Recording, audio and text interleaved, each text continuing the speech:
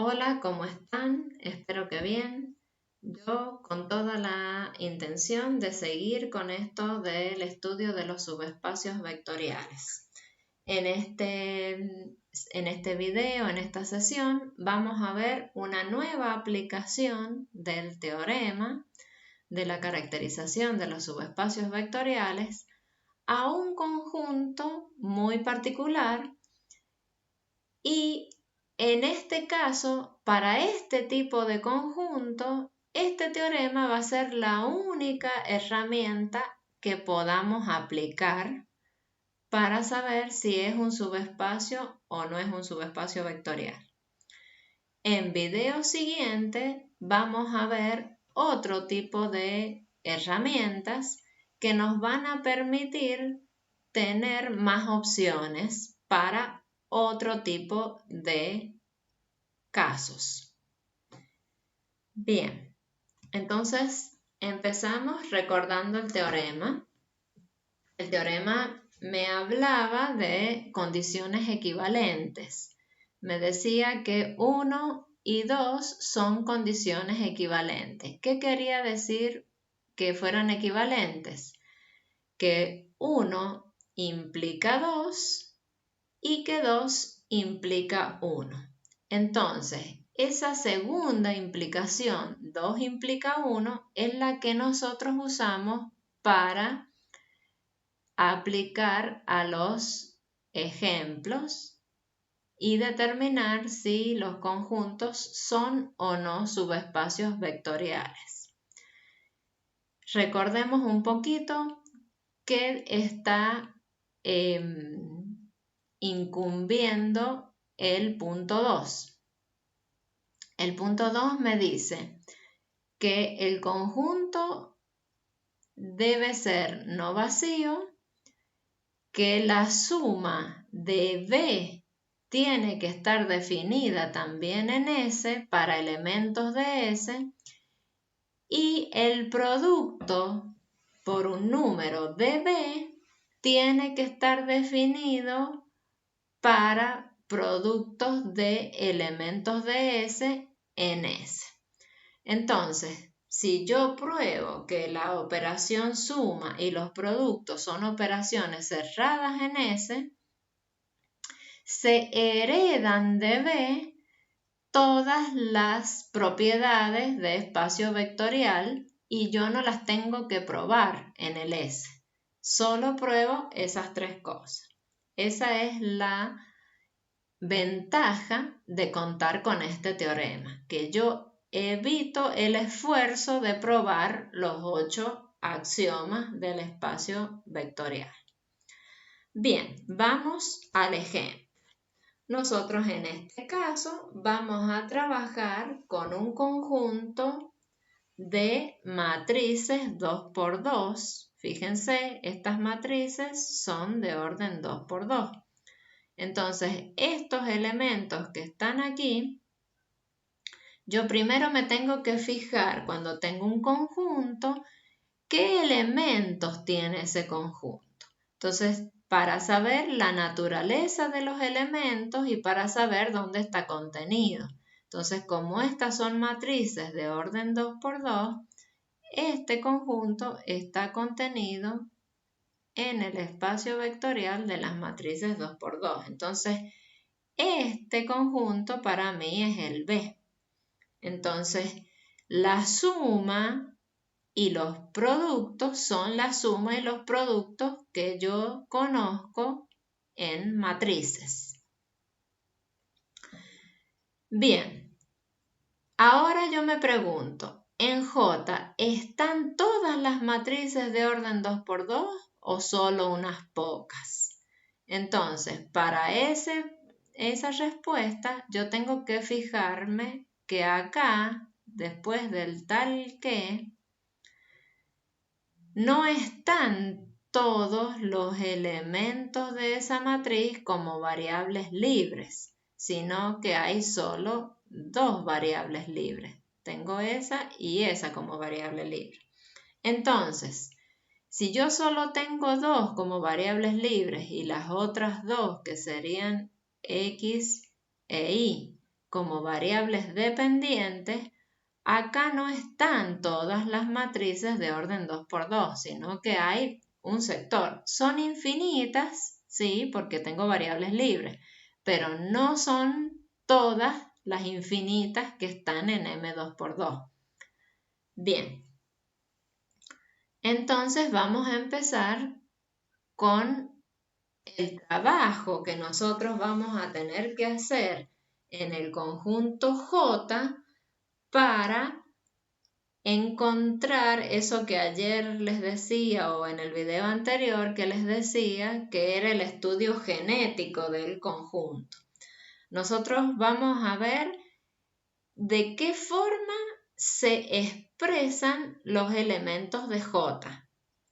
Entonces, cuando yo conozca la forma que tienen los elementos de J, recién voy a empezar a chequear si se cumplen o no se cumplen los ítems del punto 2.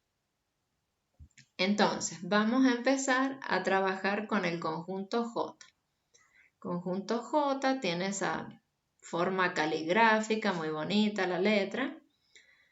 Entonces, en el conjunto J tengo matrices, ya hemos dicho, de orden 2×2. Lo voy a volver a escribir tal que X es Z menos T, Y es igual a Z, y Z y T pertenecen a los reales. Muy bien, entonces este J vamos a ir desmenuzando o vamos a ir haciendo el estudio genético de quiénes son los elementos que están ahí. Yo esto lo vuelvo a escribir, entonces yo digo los X, Y, Z, T, tal que ese mismo elemento ahora lo voy a reescribir en función de esto y de esto primero. Entonces, a mí me dice que la X es Z menos T. Entonces, en el lugar de la X, yo voy a poner ahora lo que me dice que vale la X, o sea, Z menos T. En el lugar de la Y, lo que vale la Y, ahora ya no es Y, sino que ahora la Y vale Z. Y estas dos, que son las variables libres, esas no tienen expresión, así que esas quedan tal cual están en su lugar, Z aquí y T ahí. Y yo voy a seguir solamente consignando quiénes son las variables libres para no perder eso de vista. Muy bien, entonces vamos a seguir con esta investigación. Esto es todo un trabajo de investigación lo que estamos haciendo.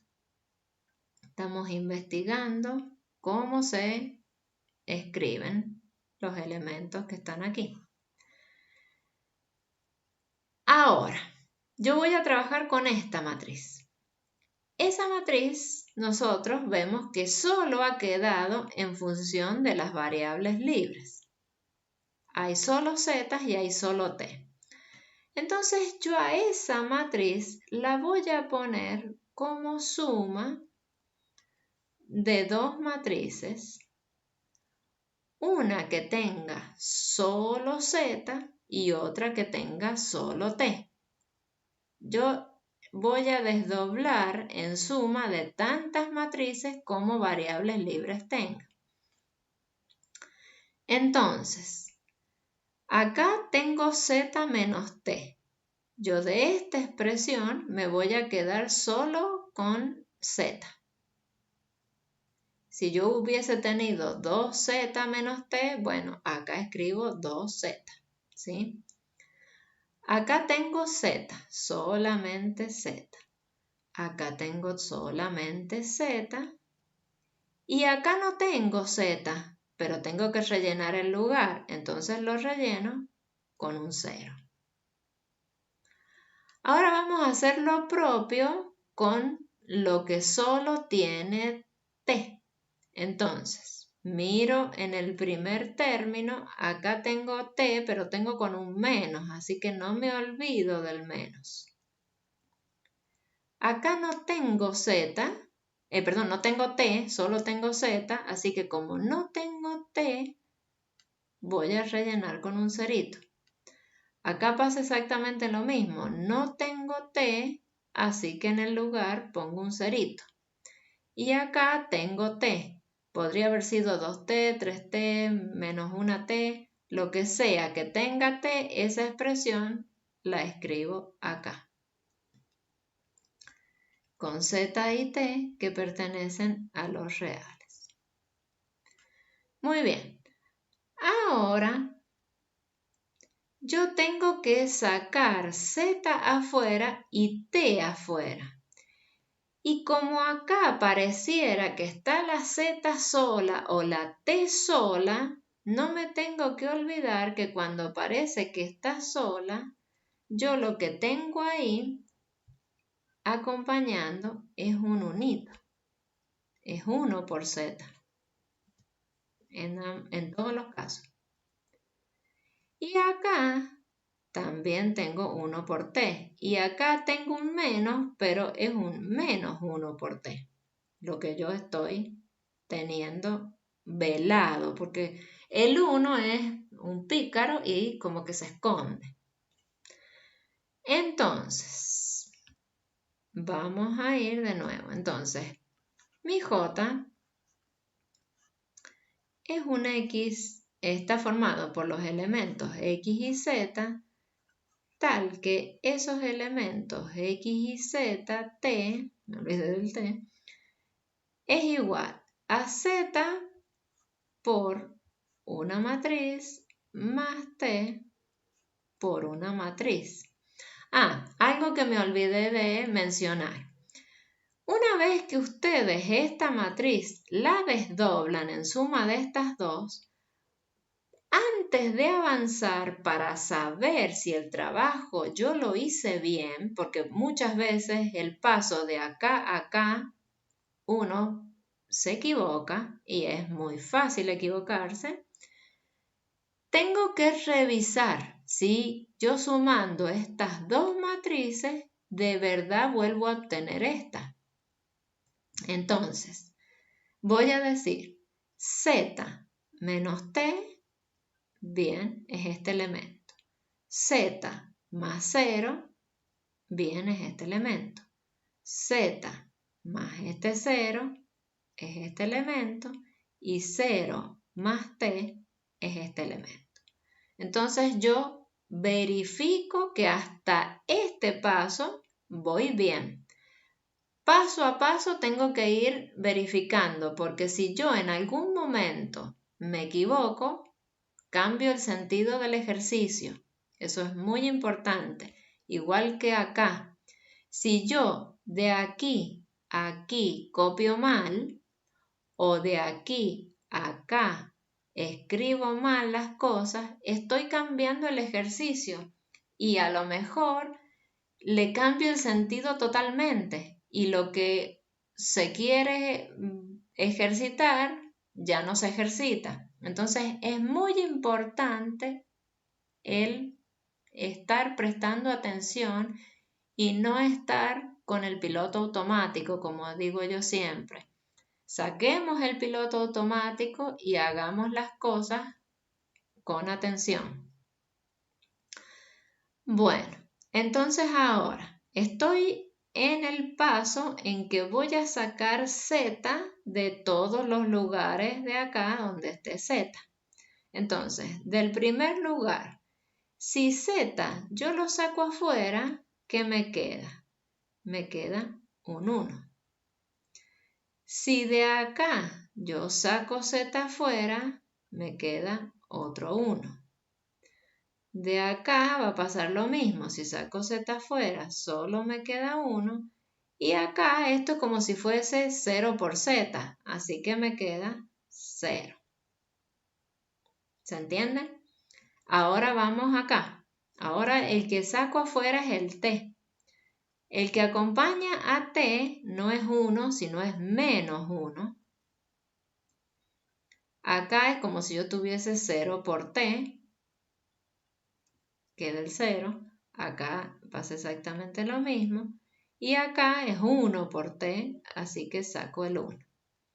Con z y t que pertenecen a R.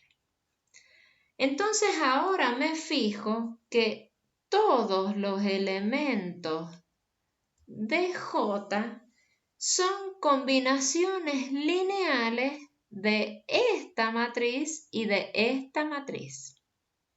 Entonces yo ya veo qué forma tienen los elementos de J. Con esa forma es que yo voy a continuar trabajando.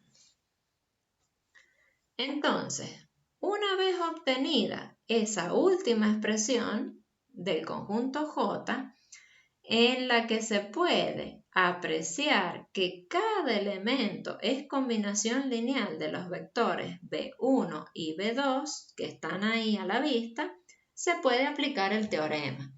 ¿Por qué es una combinación lineal? Porque es lo mismo que hemos estado viendo estos días atrás en los videos pasados, donde yo en lugar de Z tenía un C1 y en el lugar de T tenía un C2. Pero como C1, C2, T, Z son todos números reales, es otro tipo de combinación lineal o otra presentación de la combinación lineal, pero yo no tengo por qué asustarme. Acuérdense que en álgebra y en matemáticas sobre todo, tienen que acostumbrar el ojo a ver similitudes, ¿sí? Las cosas no siempre se van a presentar tal cual todas las veces, sino que yo tengo que aprender a identificar similitudes. Bien, entonces una vez que tengo eso, empiezo a demostrar las condiciones de aplicación. ¿Cuál es la condición de aplicación? Esto. Tengo que probar eso ahora para mi conjunto J, pero yo ya lo vi acá. Yo acá ya lo dije, que como tengo solo dos variables libres, no están todas las matrices de orden 2×2, sino unas pocas menos, digamos. Pero como todo eso que dijimos acá por ahí es muy difícil de escribir, es muy difícil de expresar, ¿qué es lo que se hace? Se busca un elemento de M2×2 que no esté en J, ¿sí? Entonces, buscamos un W que pertenezca a M2×2 tal que W no pertenece a J, ¿sí? Entonces, de esa forma yo pruebo el contenido estricto. ¿Por qué? ¿Qué es lo que estoy tratando de buscar? Si este es M2×2 y este es el J, entonces yo estoy buscando un W así, que esté en M2×2, pero que no esté en el J. Entonces, con eso ya pruebo que el J no tiene todos los elementos de M2×2. Ok, bien, entonces, fíjense, yo con esta forma del J que está aquí abajo, yo sé qué elementos están y tengo una forma certera de saber quiénes son los primeros que están. Siempre los primeros que están en J son estos dos que están a la vista. ¿Por qué? Porque si el Z vale 1 y el T vale 0, 0 por esto se anula y Z igual a 1 por esto me queda ese primer vector que le habíamos llamado B1. Allá arriba le pusimos nombre y le dijimos que este era B1 y que este era B2. Entonces, si el T vale 0, B2 desaparece y si el Z vale 1, 1 por B1 me queda B1. Entonces el primer elemento que está en J, que yo puedo ver, es el B1. Entonces, si yo miro el B1, yo digo, en el B1, la única forma de que hayan 3 unos de esta forma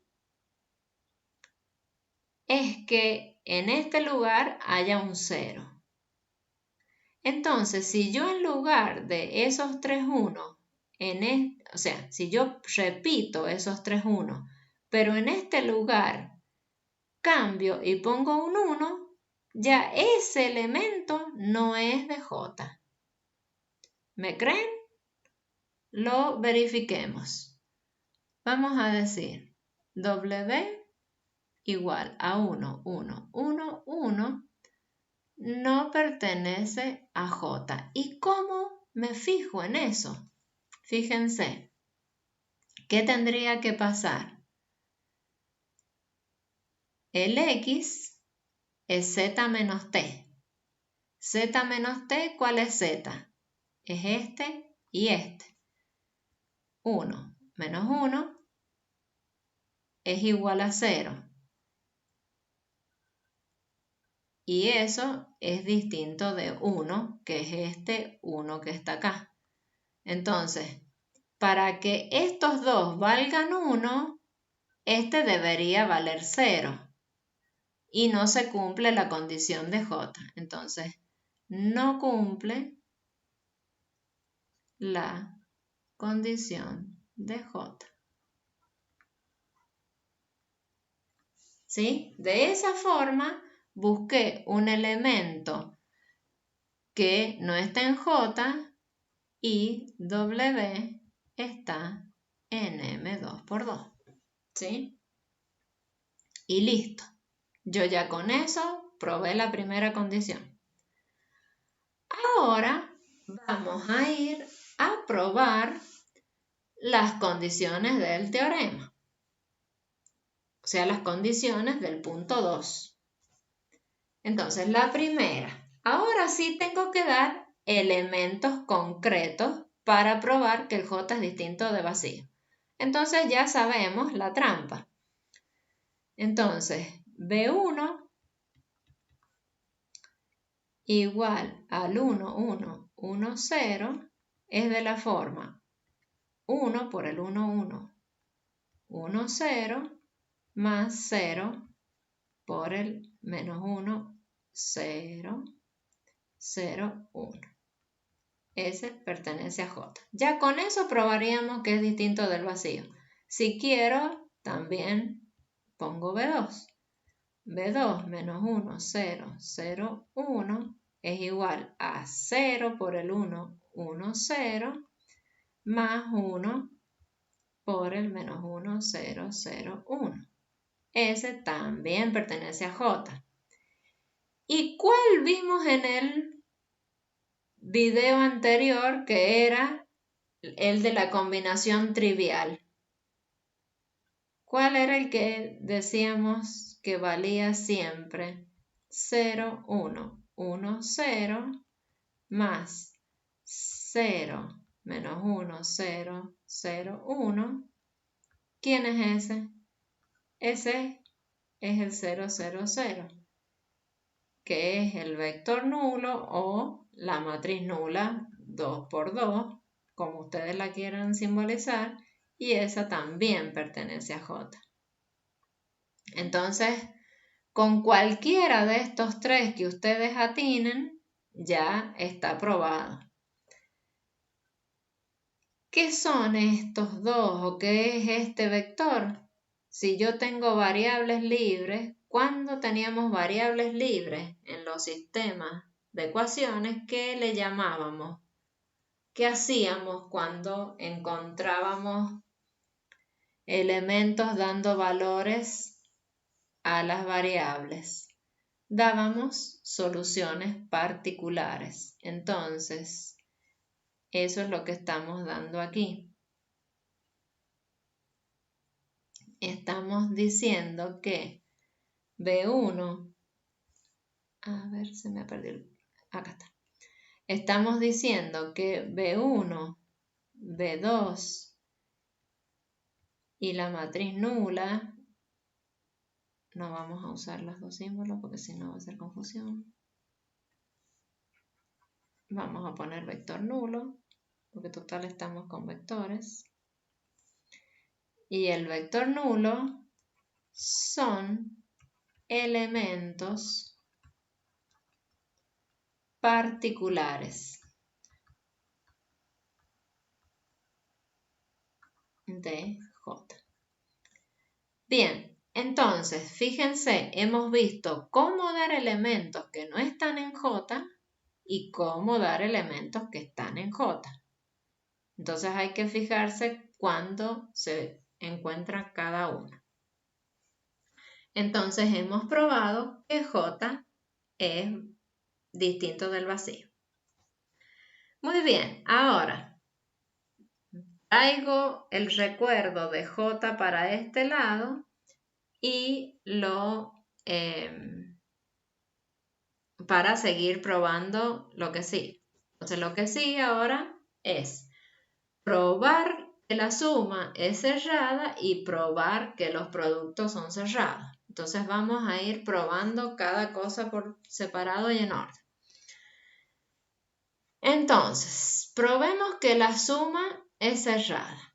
Entonces, estas cositas que yo tengo acá son como unos teoremitas chiquititos, donde yo tengo la estructura, si pasa algo, entonces pasa otra cosa.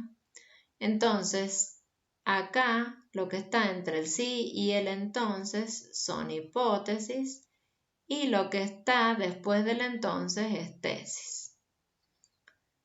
Lo vamos a señalar en los dos para no olvidarnos.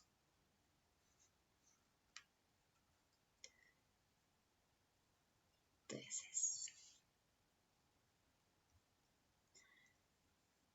Lo que es hipótesis es algo válido, es algo con lo que yo sé que puedo contar. ¿Para qué? Para yo poder demostrar la tesis. Entonces, el U, ¿a qué va a ser igual? Si el U está en J, quiere decir que el U es de esta forma. Pero yo ahora solo me voy a quedar para las operaciones con esa forma, ¿sí? Entonces, el U va a ser un Z por el 1, 1, 1, 0, más un T por el menos 1, 0, 0, 1. El B es otro elemento de J, así que también tiene la misma forma.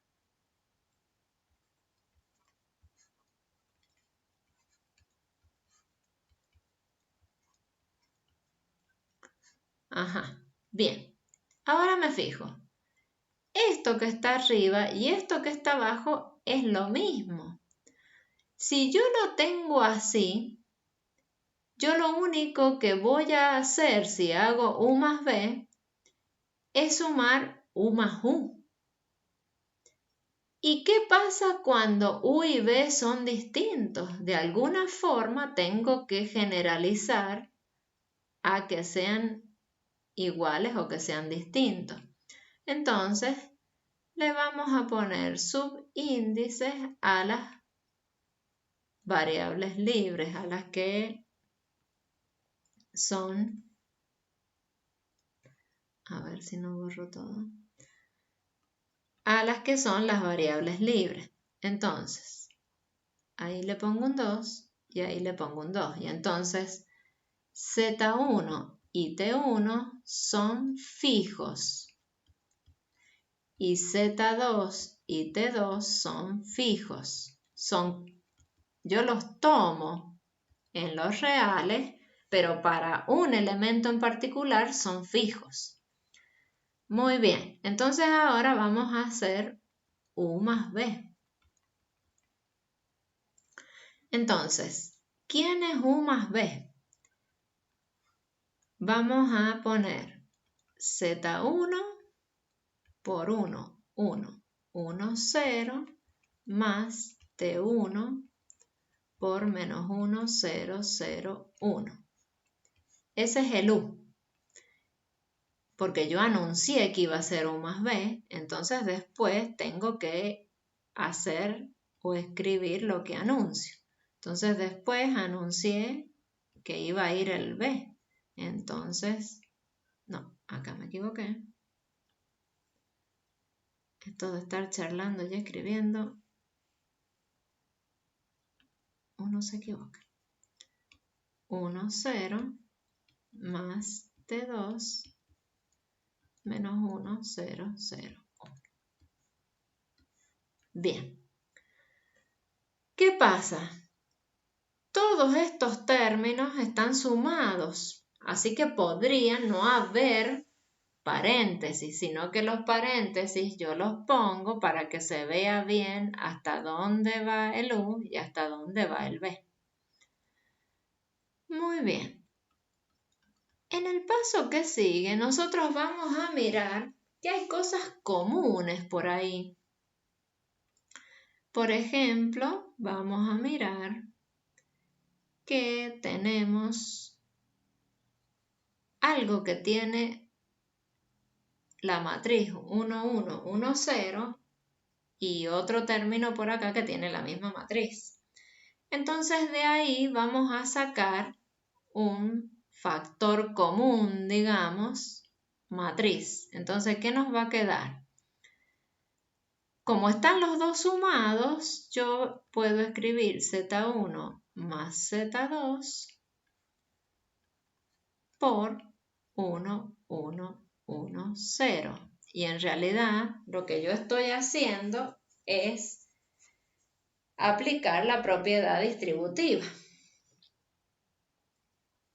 Si yo tengo esto y tengo esto, ahora voy a poner así. T1 más T2 por menos 1, 0, 0, 1. Y entonces, ¿qué es lo que tengo ahora? Z1 y Z2 dijimos que eran fijos, pero que son números. Así que me da un nuevo número, la suma de ellos dos. Lo mismo pasa con T1 y T2. Son números fijos que sumados me da otro número fijo. Entonces, ¿qué pasa?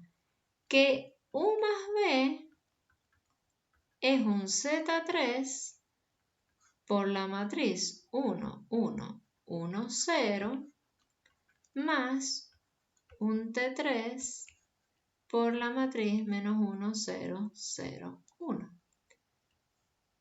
¿Y qué pasa? Esta estructura es exactamente la estructura recuadrada acá.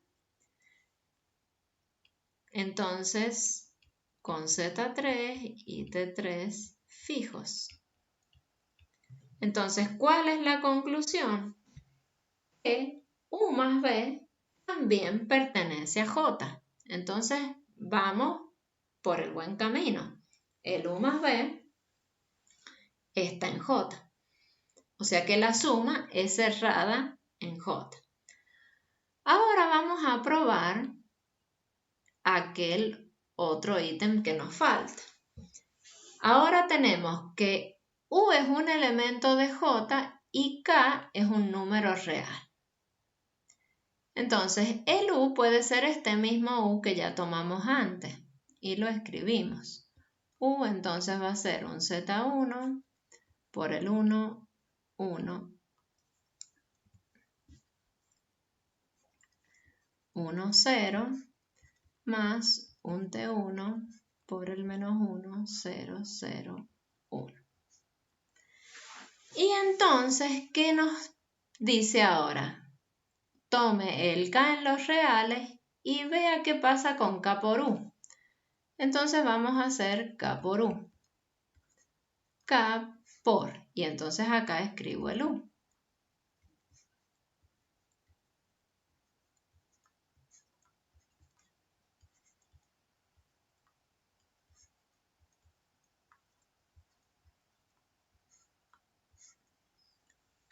Muy bien, entonces ahora, esto es un por, hago la distributiva, ¿sí? Acá la flecha me salió medio extraña, porque no va al signo, sino que va al término. Entonces, esto va hasta ahí. Entonces, ¿qué me queda? K por Z1 por 1, 1, 1, 0, más K por T1 por menos 1, 0, 0, 1. Y yo sabía que cuando tenía número, número y vector, a los números los puedo asociar. Esa era la asociativa mixta. Entonces, ¿qué pasa aquí? Que K por Z1, como los dos son números reales, si yo los multiplico me da un nuevo número real. Si yo acá a este número le llamé Z3, este le vamos a llamar Z4. Y multiplica a 1, 1, 1, 0. Estos dos nuevamente son dos números reales multiplicados, me da otro número real como resultado. Entonces, ¿qué pasó? Esta estructura nuevamente cumple esa forma. Z4